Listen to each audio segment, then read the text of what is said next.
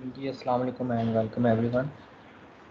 तो आवाज़ आ रही है आप लोगों को? ये ज़रा कोई एक बात स्टूडेंट बता दे। जी सर, आ रही है। All right.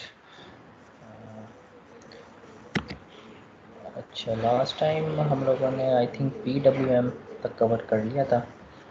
पीडब्ल्यूएम आपकी बेसिकली होती है पल्स विड्थ मॉड्यूलेशन, और इसमें हम डिस्कस हमने किया था कि ये आपकी एक स्क्वायर वेव की फॉर्म में होती है। मतलब क्योंकि आर्डिनो आपका डिजिटल डिवाइस है, इसमें इनपुट भी डिजिटल है और आउटपुट भी डिजिटल होती है। तो पी डब्ल्यू एम आप कह सकते हैं कि it's just like analogue signal but generated from digital signal.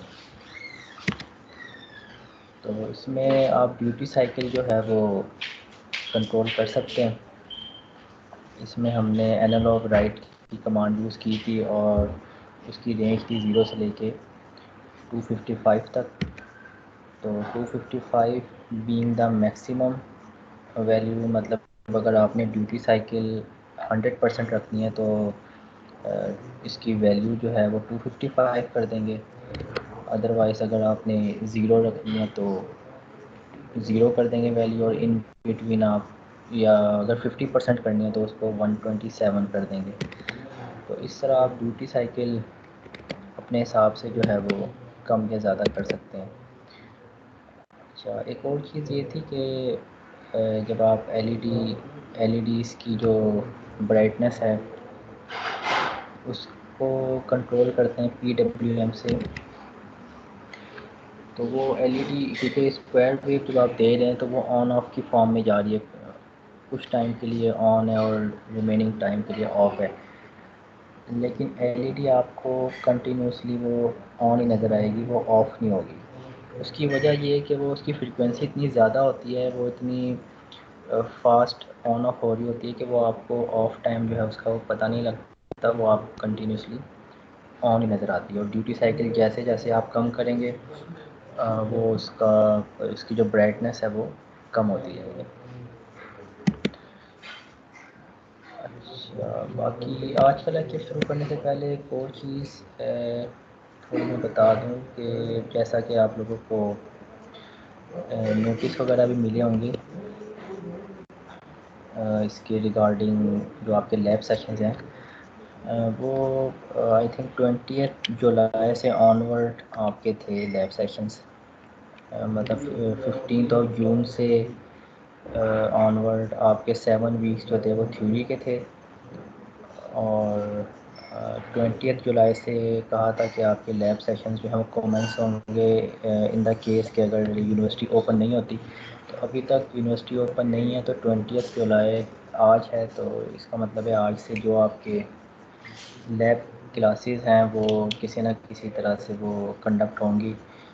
तो एम्बेडेड का क्योंकि हम सिमुलेशन बेस्ड कर सकते हैं, तो इसके भी तकरीबन 4 सेशंस पे हमने वाइंड अप करना होगा।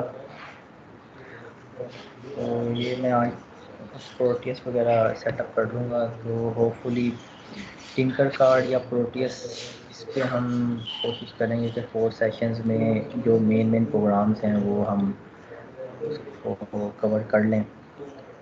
तो उसी की बेस पे फिर आपकी असेसमेंट वगैरह भी हो जाएगी, और जो वाइवा वगैरह जो भी उसकी असेसमेंट पॉलिसी है वो बिफ़ोर टाइम आप लोगों को बता दी जाएगी किस तरह एक्सेस करना है उसको।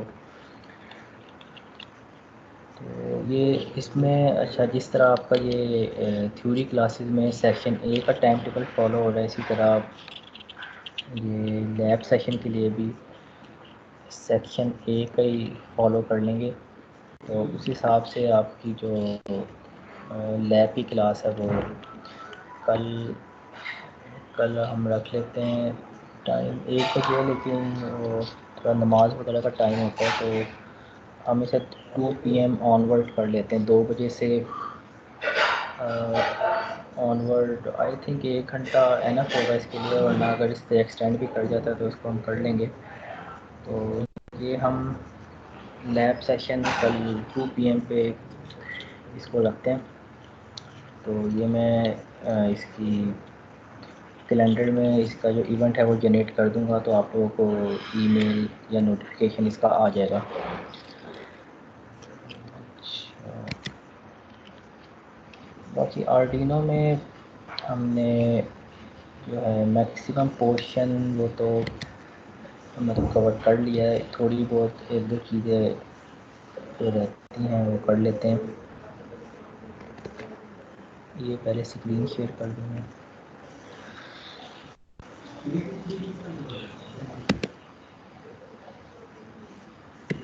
ये आर्डिनो की स्क्रीन आप लोगों को नज़र आ रही है, शेयर हो रही है?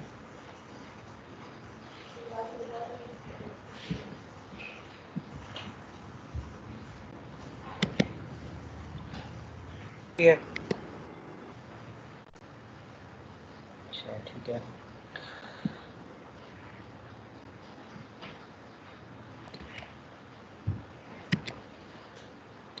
अच्छा, आज इसमें हम कर लेते हैं।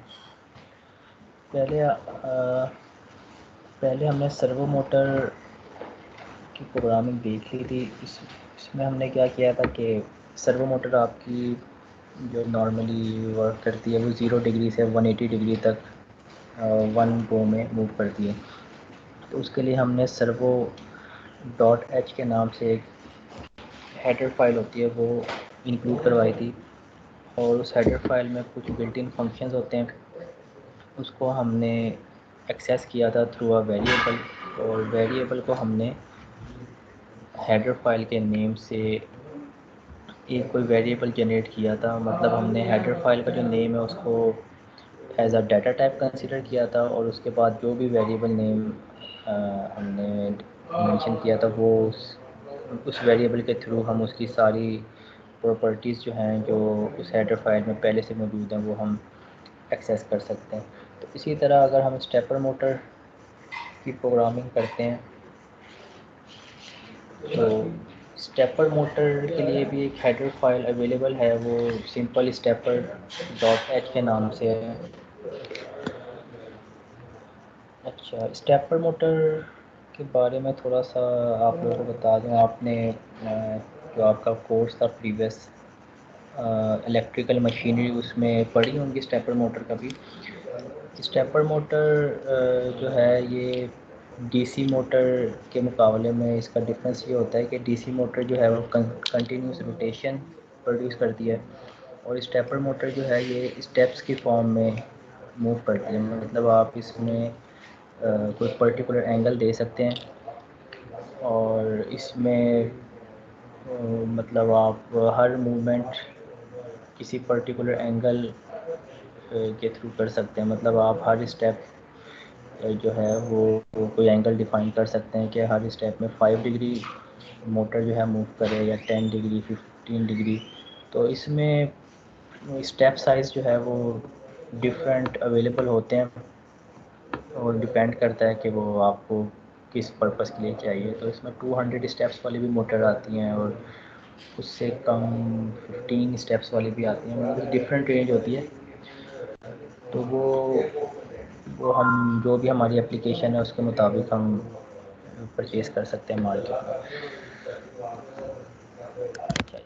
मोटर के लिए सबसे पहले, अब आर्डिनो की प्रोग्रामिंग का आप लोगों को आइडिया हो गया होगा कि सबसे पहले हमने मतलब दो इसमें मेन फंक्शंस जो हैं वो बाय डिफ़ॉल्ट इसमें पहले से होते हैं।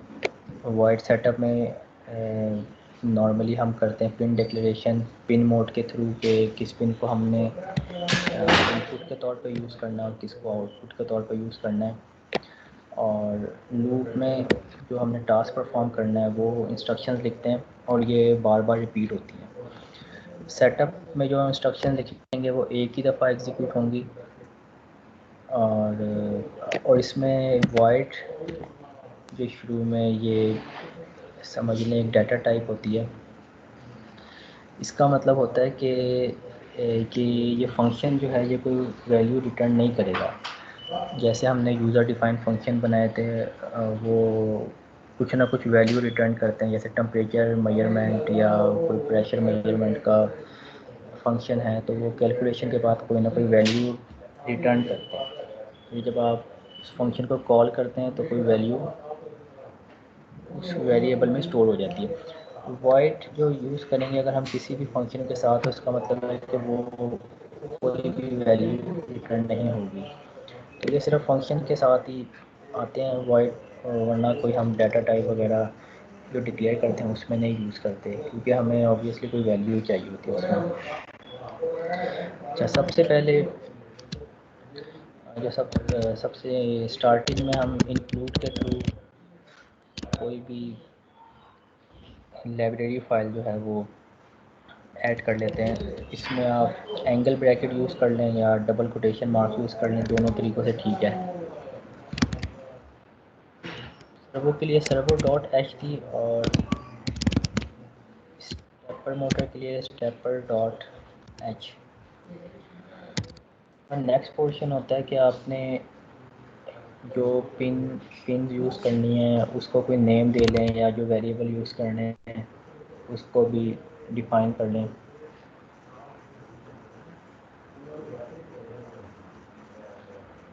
अच्छा, इसमें सबसे पहले तो आपको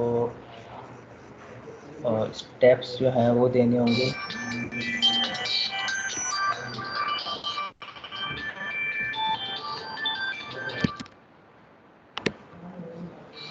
just a minute.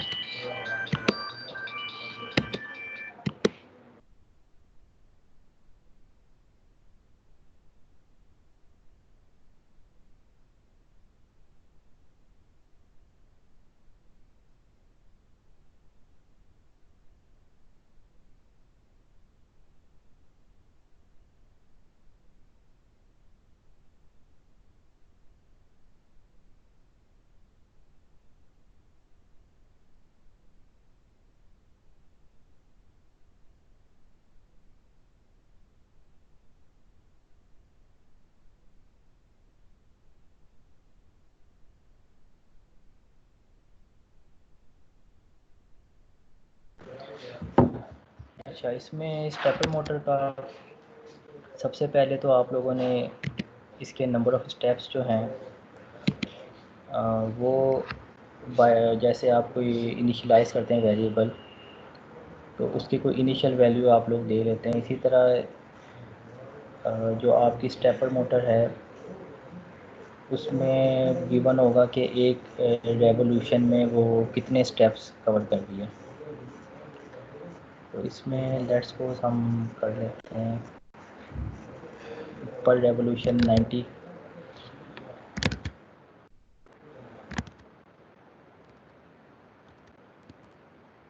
Variable define करने के लिए हम करते हैं कांस्टेंट इंटीजर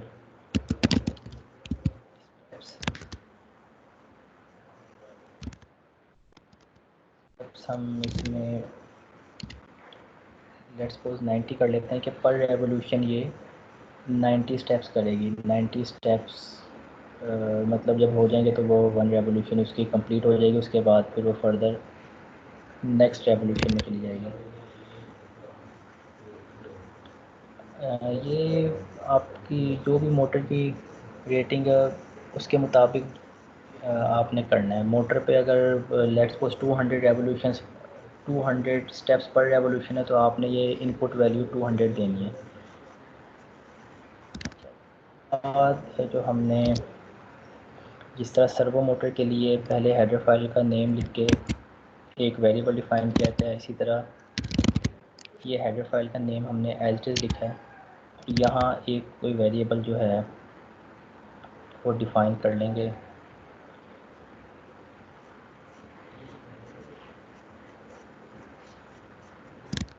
और वो वैल्यू इसको मोटर कह लें, या बस जो आपने यहाँ वेरिएबल का नेम देना वही आपने फिर आगे यूज़ करना है।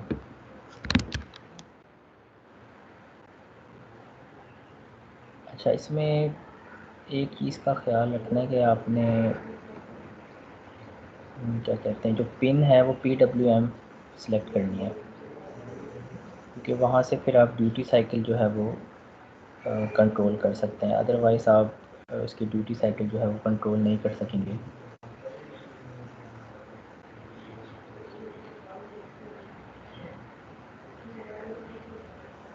अब इसके सेटअप में आते हैं।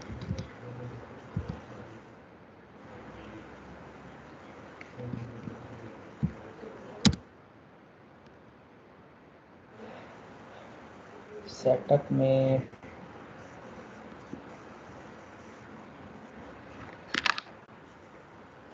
में हम पिन मोड के थ्रू इनपुट और आउटपुट को डिक्लेयर करते हैं। अब सर्वो मोटर के केस में हमने सर्वो डॉट अटैच की कमांड यूज़ की थी। अब यहाँ स्टेपर मोटर के लिए हमने मोटर हमने वेरिएबल का नेम डिफ़ाइन किया है, तो मोटर डॉट, अब यहाँ अटैच के बजाय हमारे पास कमांड है सेट स्पीड।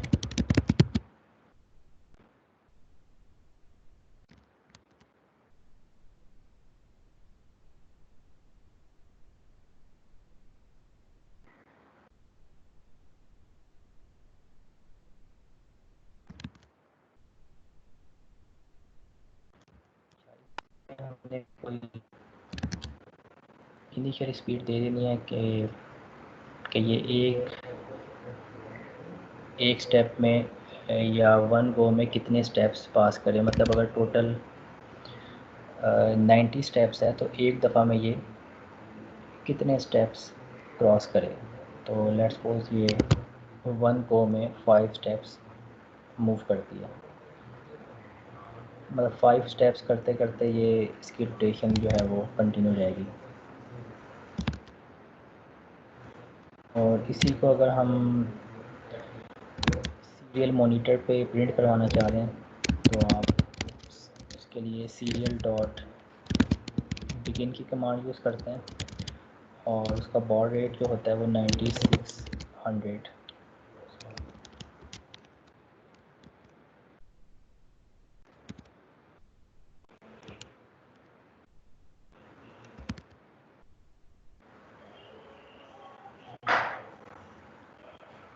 अच्छा, अब इसमें मोटर वो आपके पास ऑप्शन है कि आप उसको क्लॉकवाइज रोटेट करें या एंटी क्लॉकवाइज रोटेट करें। तो इसमें हमने स्टेप साइज़ जो है टोटल रेवोल्यूशंस जो हैं वो आपके कितने हैं 90, मतलब 90 स्टेप्स वाली मोटर सेलेक्ट की है। तो इसमें अगर आप उसको पॉजिटिव डायरेक्शन में मूव करवाना है तो आप ये variable as it is use कर लेंगे, या इसको अगर आप माइनस कर दें तो उसका मतलब है वो काउंटर क्लॉकवाइज रोटेट करने लगेगा।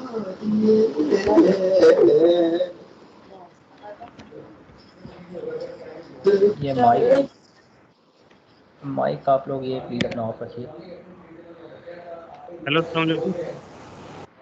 जी वालेकुम सलाम।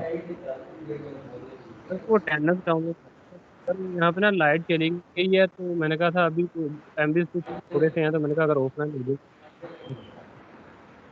वो अटेंडेंस में इशू नहीं है। वो जो डाउनलोड होगी शीट उसमें शुरू से लेके आखिर तक सारी अटेंडेंस आ जाती है। बीच में जो मतलब साइन इन हुआ है, साइन आउट हुआ है, सब आ जाता है उसमें। वो कोई ऐसा इशू नहीं है। बीच में आप अगर क्योंकि इस मोबाइल डाटा थोड़ा सा रह गया, तो मैंने कहा अगर वो अचानक डिस्कनेक्ट हो गया तो लाइट भी गई हुई है। अच्छा, वो आपकी लग जाएगी, कोई मसला नहीं। आपका रोल नंबर क्या है वैसे? 299। Yes। ठीक है, चलें, ठीक है, कोई मसला नहीं। सर ये सेट स्पीड रिपीट कर दें एक मरतबा। अच्छा, मैं कर देता हूँ।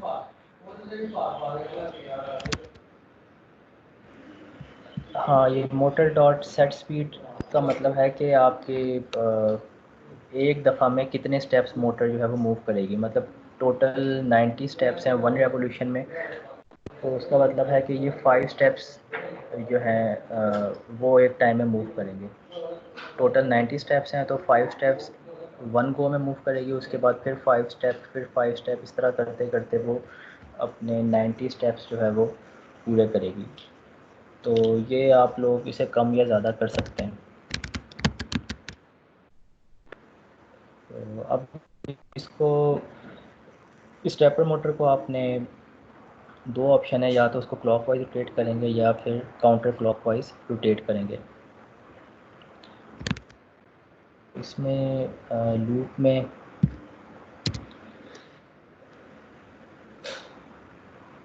में पहले हम इसको क्लॉकवाइज रोटेट कर लेते हैं, फिर काउंटर क्लॉकवाइज रोटेट कर लेते हैं। serial डॉट प्रिंट, यहाँ स्ट्रिंग एक लिख लें क्लॉकवाइज,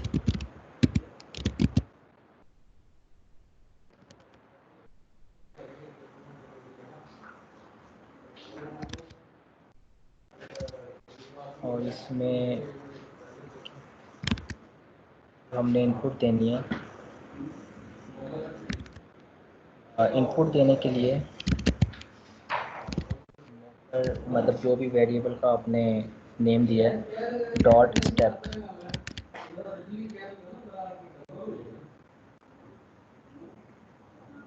अब इसमें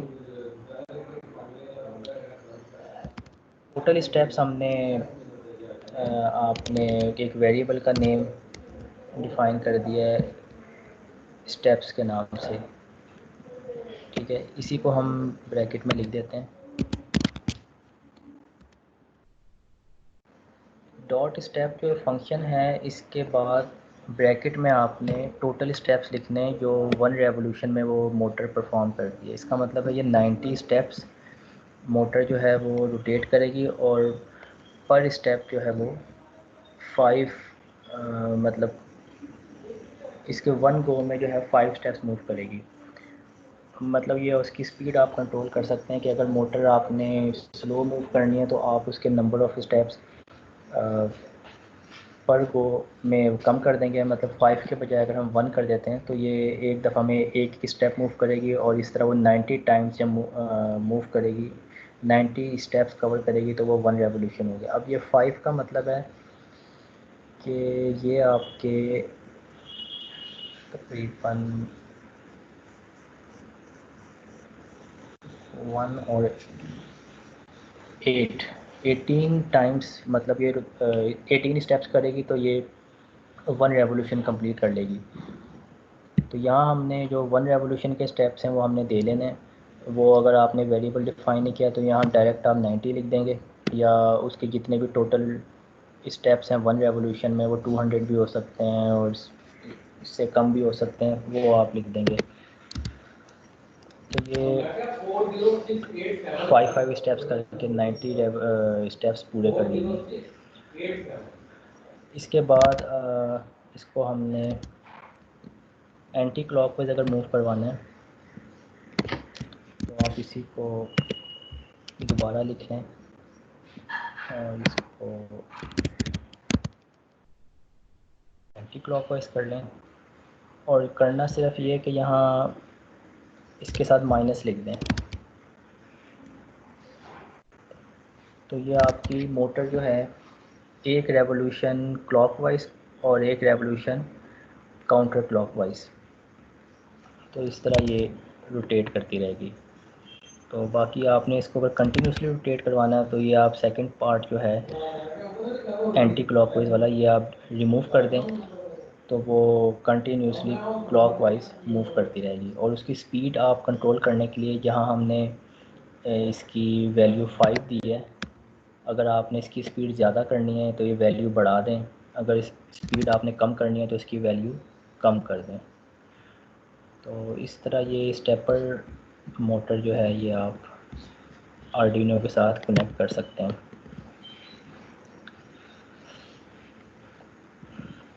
अच्छा, मोटर जो है आपने जो कनेक्ट करनी है डीसी मोटर या स्टेपर मोटर आर्डिनो के साथ, ये आप लोग डायरेक्ट नहीं इसको कनेक्ट कर सकते। इसके लिए जो मोटर ड्राइविंग सर्किट या आईसी होती है या एच ब्रिज होता है वो आपने यूज़ करना होता है।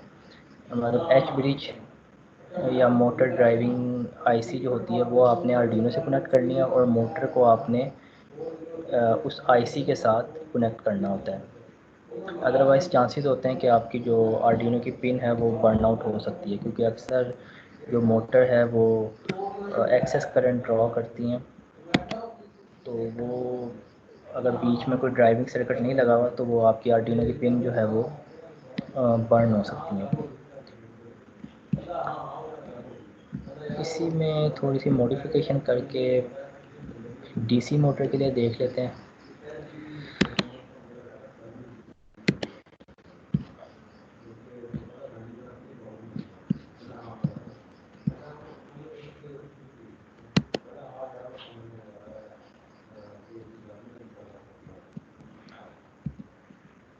अच्छा, डीसी मोटर जो है उसके लिए आप लोगों के पास डीसी मोटर बगैर किसी हेडर फाइल के वैसे आपकी ऑपरेट हो जाएगी।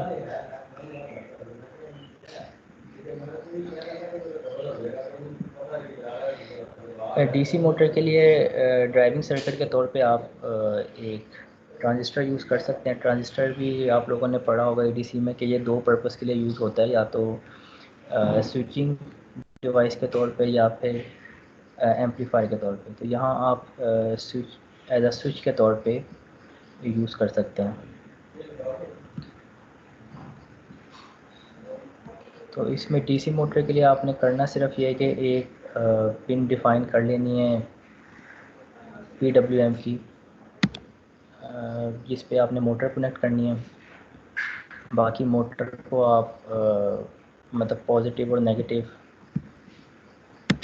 दोनों जो हैं पिंस 5 वोल्ट और ग्राउंड वो भी प्रोवाइड करेंगे। और एक जो पिन होती है जिसको आप डाटा पिन कहते हैं, जिससे डाटा रिसीव और ट्रांसमिट होता है, वो फिर आप मोटर पिन पे लगा देंगे, जिस पिन को आप डिफ़ाइन कर रहे हैं कि जिस पे मोटर कनेक्ट करनी है। प्रोग्राम को अगर थोड़ा मॉडिफाई कर लें,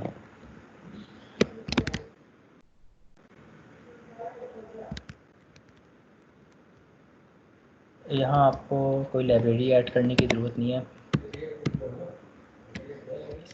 सिंपली आप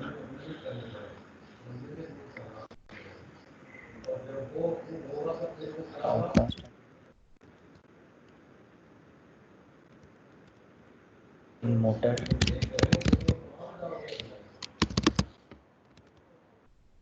तो इसमें कोई भी आप PWM की पिन सिलेक्ट कर लेंगे।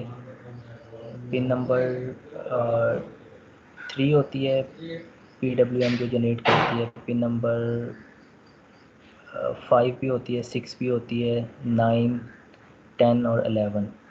तो इनमें से कोई भी पिन आप सिलेक्ट कर सकते हैं।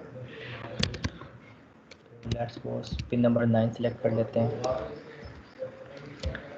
डीसी मोटर में स्टेप्स नहीं होते, कंटिन्यूसली रोटेट करेगी जब तक उसको पावर मिल रही है।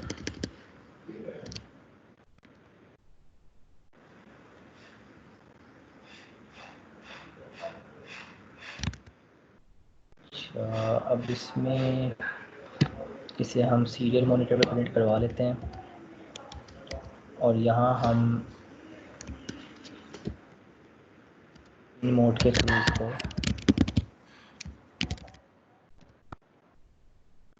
जो जिस पिन पे आपने मोटर लगानी है आउटपुट डिक्लेयर कर लेते हैं।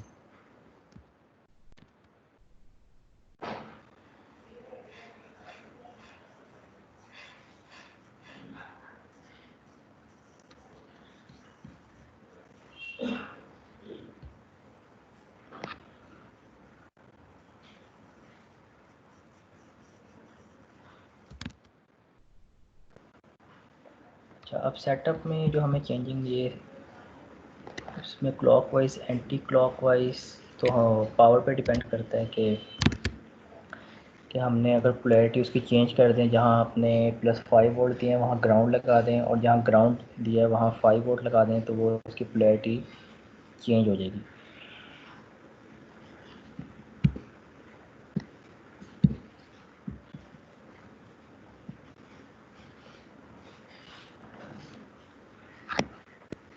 अच्छा, इसमें एक चीज़ और हमें ऐड करनी पड़ेगी, क्योंकि आपको बताया था ये हमें एक ड्राइविंग सर्किट लगाना होगा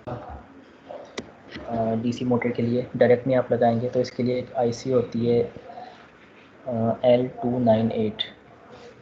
ये मतलब मोटर ड्राइविंग सर्किट होता है, इससे आप डायरेक्शन भी कंट्रोल कर सकते हैं और इसमें 2 मोटर्स एक टाइम में आप लगा सकते हैं। मेरे पास एच ब्रिज की आईसी होती है ये, या एनीवेज मोटर ड्राइविंग सर्किट इसको आप कह सकते हैं। तो इसमें एक पिन आपने मोटर के लिए सिलेक्ट किया है और 2 पिन्स जो हैं वो आपने जो भी इसकी आईसी है उसके लिए सिलेक्ट करनी है।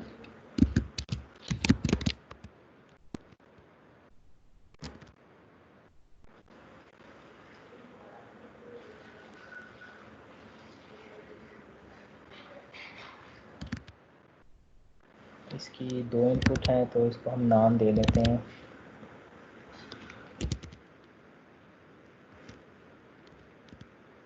इनपुट 1 कह लेते हैं और पिन नंबर 8 पे, और एक कर लें इनपुट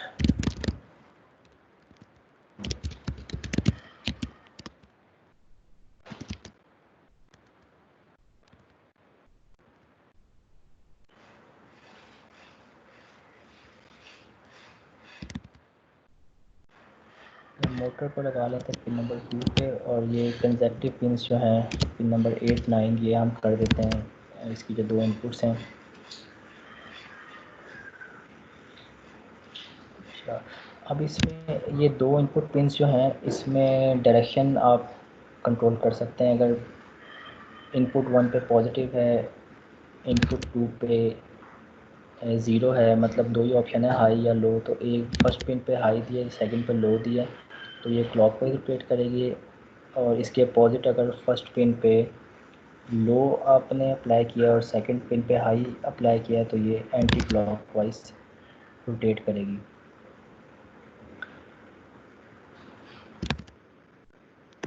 अच्छा, अब इसमें इसी को आप मज़ीद 2 दफ़ा यूज़ कर लें।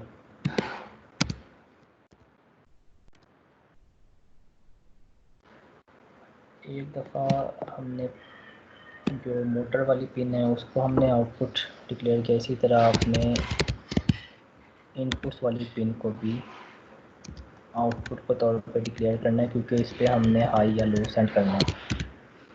मतलब एक पिन आपकी मोटर को रोटेट कर रही है और दूसरी पिन अगली 2 पिन जो हैं ये उसकी डायरेक्शन को डिसाइड कर रही हैं कि वो क्लॉकवाइज रोटेट करेगी या एंटी क्लॉकवाइज रोटेट करेगी। अच्छा, ब्लू के फंक्शन में आ जाएं। अब इसमें हमने सिंपली डिजिटल राइट की कमांड यूज़ करनी है। मतलब आपने उसकी सबसे पहले रोटेशन को डिसाइड करना है कि वो क्लॉकवाइज मूव करे या काउंटर क्लॉकवाइज मूव करे। तो ये क्लॉकवाइज मूवमेंट के लिए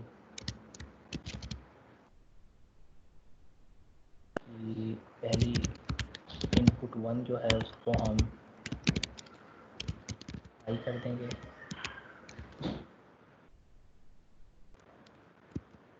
और इसकी सेकंड इनपुट जो है उसको लो कर देंगे। तो अभी हमने सिर्फ ये इसकी डायरेक्शन डिसाइड की है कि ये क्लॉकवाइज आपकी मोटर रोटेट करेगी। अभी हमने इसको इनपुट नहीं दी। इनपुट के लिए अगर हमने PWM की पिन सेलेक्ट की है तो PWM में हमने देखा था कि हम एनालॉग राइट की कमांड यूज़ करते हैं, और इसमें वैल्यू हम फर्स्ट ऑपरेंट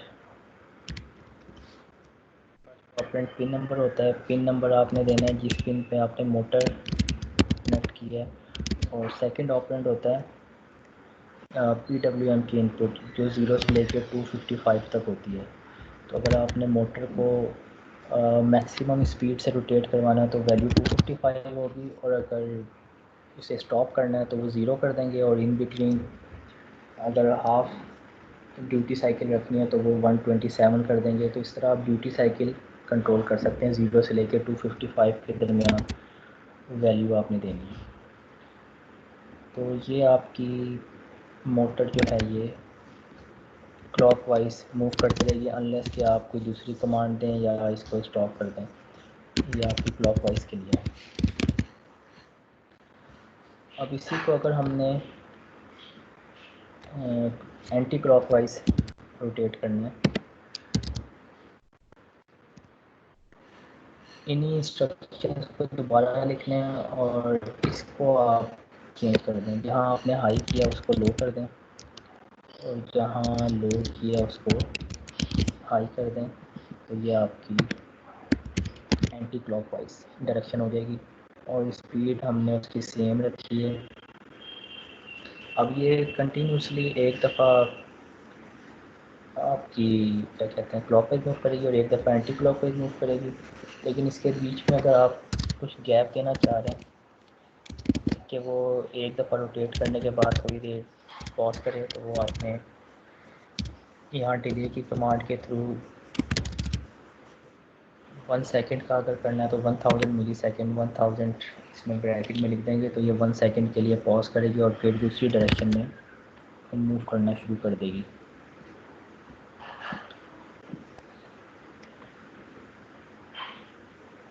अच्छा, इसमें अगर आपने मोटर को ब्रेक करना है, उसके लिए क्या है कि हमने उसको क्लॉकवाइज या एंटी क्लॉकवाइज मूव करवाने के लिए एक पिन को हाई दिया इनपुट में और एक पिन को लो दिया। अगर आप इन दोनों पिन को हाई कर देंगे तो ये आपकी मोटर जो है वो स्टॉप हो जाएगी। ये मतलब समझो ब्रेकिंग के लिए, मतलब एक दफ़ा क्लॉकवाइज रोटेट करवाया, एक दफ़ा एंटी क्लॉकवाइज और उसके बाद दोनों पिन को अगर हाई कर दें तो वो मोटर आपकी स्टॉप हो जाएगी। इस तरह आप ये डीसी मोटर जो है इसकी भी प्रोग्रामिंग कर सकते हैं। इसमें कोई हमें हेडर फाइल की ज़रूरत नहीं है। इसमें हमने मोटर ड्राइविंग सर्किट या आईसी जो है वो यूज़ की है, L298 के नाम से आईसी है। तो ये आपको इसमें यूज़ करनी होगी। डायरेक्ट करेंगे तो उसमें चांसेस होते हैं कि आर्डिनो की पिन बर्न आउट हो सकती है। या डीसी मोटर के लिए आप ट्रांजिस्टर भी यूज़ कर सकते हैं।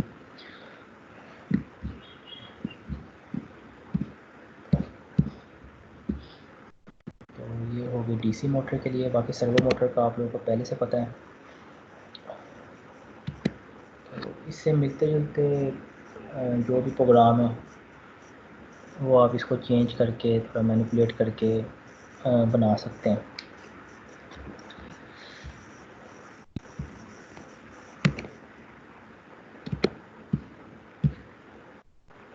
अच्छा, इसमें यहाँ तक कोई क्वेश्चन किसी के जहन में आ रहा है तो पूछिए।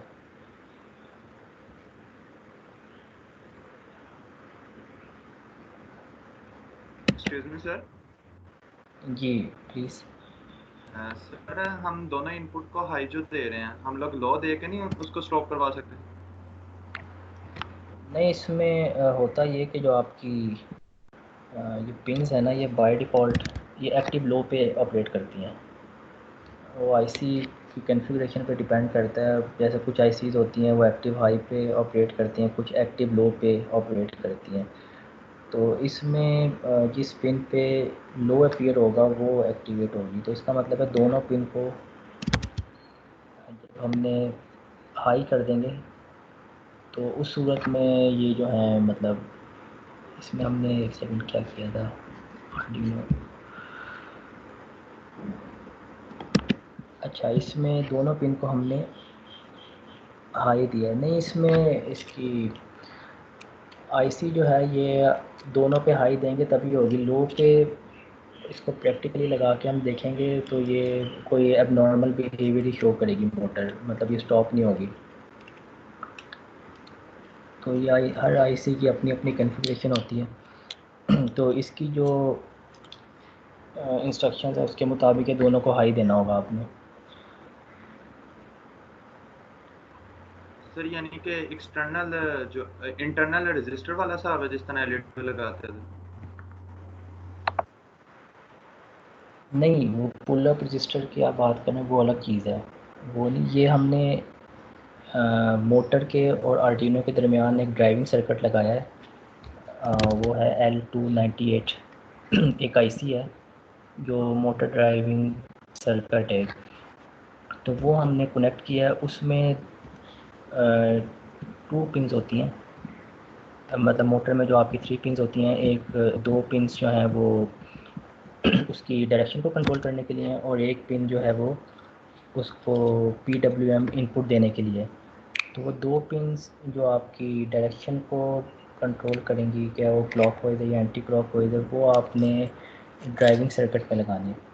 मतलब ये जो आपका ड्राइविंग सर्किट है, ये सिर्फ उसकी डायरेक्शन कंट्रोल करने के लिए है, स्पीड कंट्रोल करने के लिए नहीं। स्पीड आप डायरेक्टली आर्डिनो से कंट्रोल कर रहे हैं, और सिर्फ डायरेक्शन जो है वो आईसी से कंट्रोल कर रहे हैं। ये L298 जो आईसी है, ये सिर्फ डायरेक्शन कंट्रोल करेगी। यस सर, ठीक।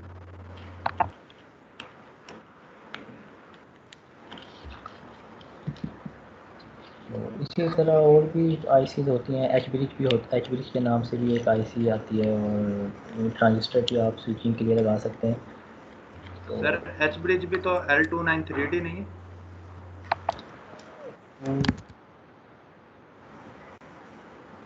ये फिर आई थिंक एच ब्रिज ही है। Sir yes sir, H bridge है। एच ब्रिज में आप आई थिंक एक टाइम में 2 मोटर्स लगा सकते हैं। उसमें ऑप्शन होती है कि आप at a time 2 Motors connect कर सकते हैं। तो ये वही आपकी आईसी होगी।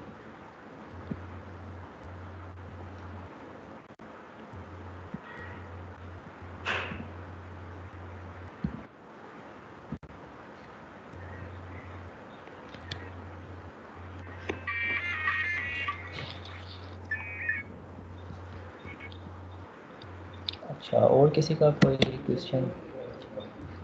इनपुट ये माइक, हाँ दोबारा उनकी जगह ऑफ हो गया।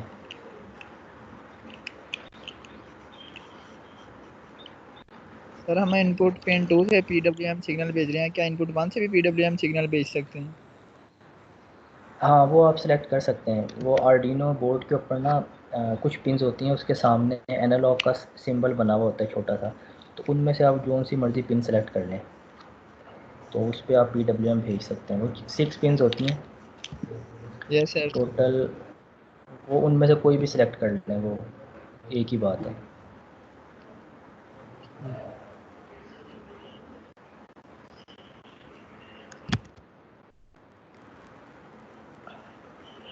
सर हम एक ही पिन से क्यों इनपुट सिग्नल भेज रहे हैं एट अ टाइम? दोनों पिन से ये नहीं सिग्नल भेज सकते? दोनों पिन, एक सेकेंड में, आर्डिनो, ये आप कह रहे हैं कि हमने एक पिन सिलेक्ट किया मोटर के लिए, और बाद अगली जो 2 पिन सिलेक्ट किए इनपुट के लिए, ये इनपुट वाली पिन्स की बात कर रहे हैं? Yes sir. ये इसका मैंने आपको बताया था, जो इनपुट की जो हमने पिन्स सेलेक्ट किए हैं, ये आपके जो ड्राइविंग सर्किट है, जो आईसी है एच ब्रिज की, उसके लिए हैं। और एच ब्रिज सिर्फ डायरेक्शन कंट्रोल करने के लिए यूज़ हो रही है। जो आपकी मोटर की स्पीड है, वो आप डायरेक्ट आर्डिनो से कंट्रोल कर रहे हैं। अब इसमें अगर आप देखें प्रोग्राम में, तो ये आपने इनपुट 1 और इनपुट 2 को सिर्फ आपने हाई या लो किया है। ये सिर्फ आप उसकी डायरेक्शन को डिसाइड कर रहे हैं कि वो क्लॉकवाइज मूव करें या एंटी क्लॉकवाइज मूव करें। यहाँ से अभी मोटर जो है वो, उसकी स्पीड पे कोई फ़र्क नहीं पड़ रहा, ना मोटर रन कर रही है। मोटर को रन करवाने के लिए आपने PWM सेंड की है पिन नंबर 2 पे।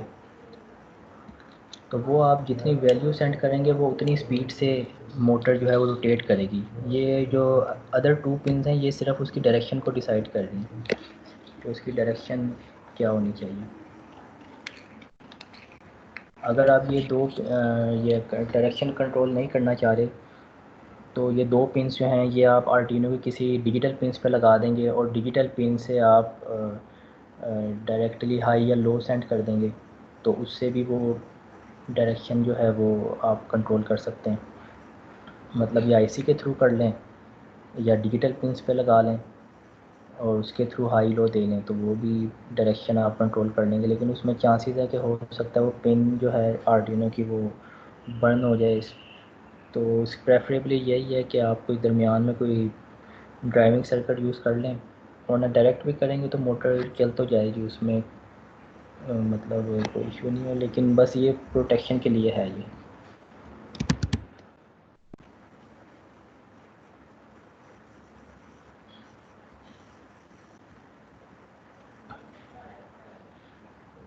जी और कोई क्वेश्चन किसी के जहन में? सर स्टेपर के हवाले से क्वेश्चन है। जी जी सर स्टेपर की अगर माइक्रो स्टेपिंग को कंट्रोल करना हो तो वो कोड के जरिए हो सकती है? माइक्रो मीन्स आप एक स्टेप को भी फर्दर मतलब डिवाइड करना चाह रहे हैं? यस सर, माइक्रो स्टेपिंग होती है ना स्टेपर्स में, तो वो अगर कंट्रोल करना हो। ये हाँ इसमें आई थिंक होगी, लेकिन अभी इसकी कमांड इंस्ट्रक्शन कोई स्पेसिफिक अगर है तो वो भी मेरे जहन में नहीं है। उसमें फिर आई थिंक फिर आप पॉइंट्स में वैल्यू दे के देखेंगे, जैसे आप अभी राउंड फिगर में वैल्यूज दे रहे हैं ना, हमने इसको डिफ़ाइन किया कांस्टेंट इंटीजर, तो ये आप इसकी टाइप चेंज करके देख लें, इसको इंटीजर के बजाय फ्लोट कर लें और पॉइंट्स में वैल्यू दे लें कि जैसे हमने इसका स्टेप साइज़ किया है 5 रखा था स्टेपर मोटर में, तो आप चाह रहे हैं कि 2.5 हो या 0.5 हो, तो आप पॉइंट्स में वैल्यू दे लें और उसकी डाटा टाइप फ्लोट कर दें। तो मेरे ख्याल से इस तरह अब हो जाएगा, शायद हो जाना चाहिए इस तरह। ये प्रैक्टिकली हम सिमुलेशन पे करके देखना पड़ेगा इसको।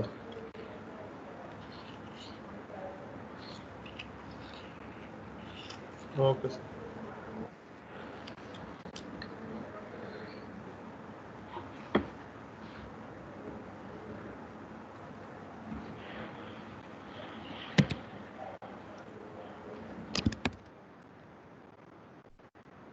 अच्छा लैब के हवाले से फिर आपकी नेक्स्ट बल्कि नहीं कल से स्टार्ट होगी आपकी लैब, वो हम 2 बजे से ऑनवर्ड इसको कर लेंगे। तो आप लोग कोशिश करें कि प्रोटियस इंस्टॉल कर लें, या टिंकर कार्ड के थ्रू, टिंकर कैट जो सॉफ्टवेयर था ये वेबसाइट, इससे भी कर सकते हैं ऐसे। तो दोनों तरीक़ों से ठीक है। तो जो अभी तक आपने लर्न किया है इसमें कोई इतना डिफ़िकल्ट नहीं होगा, इसी की बेस पे हमने जो है लैब सेशन में कुछ प्रोग्रामिंग कर लेंगे।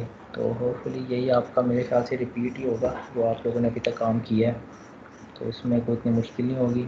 तो सॉफ्ट में आपने मेंटेन रखा हुआ होगा अपना जो लैब मैनुअल है, तो उसी में फिर आप जो एडिशनल टास्क हैं वो आप ऐड कर दीजिएगा, तो लैब रिपोर्ट भी आप लोगों ने साथ साथ मेंटेन करनी है।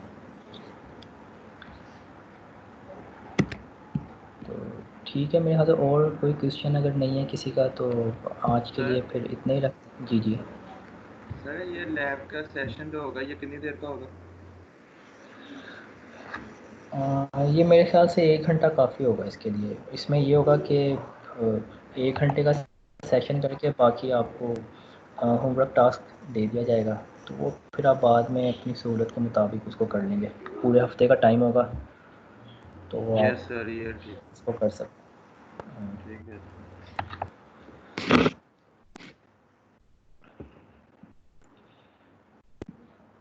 ठीक है, फिर आज का सेशन वाइंड अप करते हैं।